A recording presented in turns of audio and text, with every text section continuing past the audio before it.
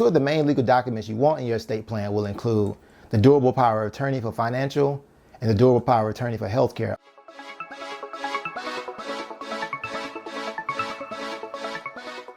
As people continue to live longer and society becomes more connected, things can happen that may place a person in a position where he or she may not be able to take care of themselves.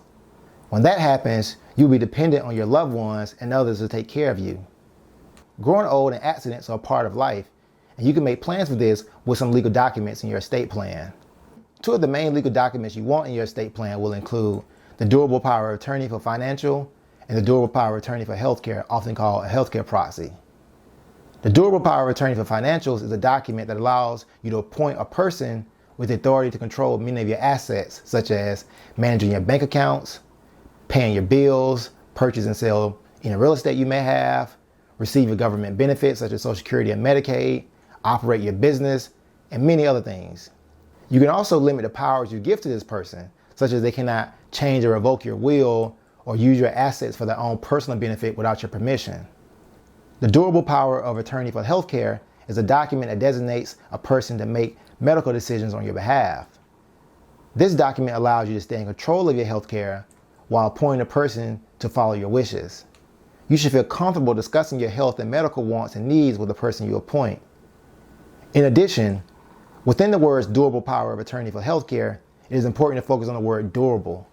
Durable means this power of attorney is different than a traditional power of attorney because the traditional power of attorney ends when a person becomes incapacitated or loses mental capacity. You should also describe when this durable power of attorney for healthcare will begin. For example, it can begin at a time when you have serious brain damage, in a vegetative state, or if you have a terminal illness.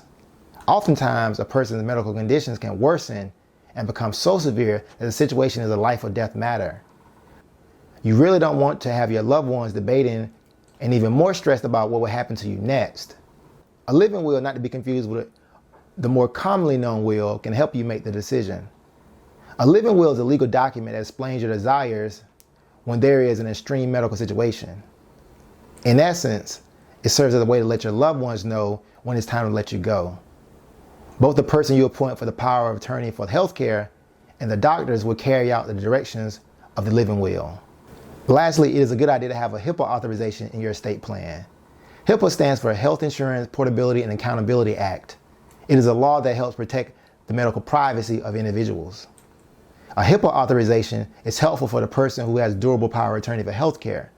This will give the person access to your medical records in order for him or her to make the most informed decision for you. It is important to choose a person who you can trust and know will care out your best interests. This can be a child, a sibling, or a close friend. While these can be very hard topics to discuss, these are necessary topics that should be discussed sooner rather than later.